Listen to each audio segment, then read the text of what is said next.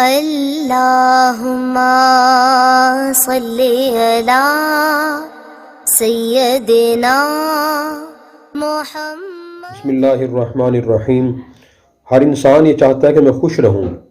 خوش رہنے کے لیے بہت سے کام کرنے ضروری ہیں، جن میں سے ایک بڑا اہم کام یہ بھی ہے کہ انسان اللہ تعالیٰ کی نعمتوں کو سوچ سوچ کر ان کا شکر ادا کرنا شروع کر دے۔ جتنا شکر ادا کرے گا اتنا ہی خوشیاں نصیب ہوں گی اور دل خوش رہے گا۔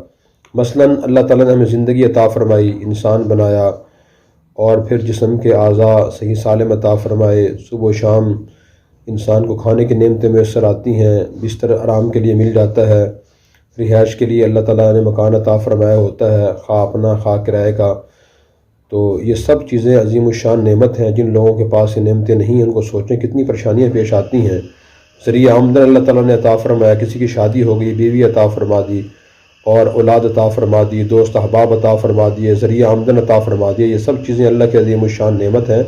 اگر انسان کو سوچتا رہے، الحمدللہ کہتا رہے، تو شکر ادا کرنے کی توفیق ہوتی ہے اور دل کو سکون مل جاتا ہے۔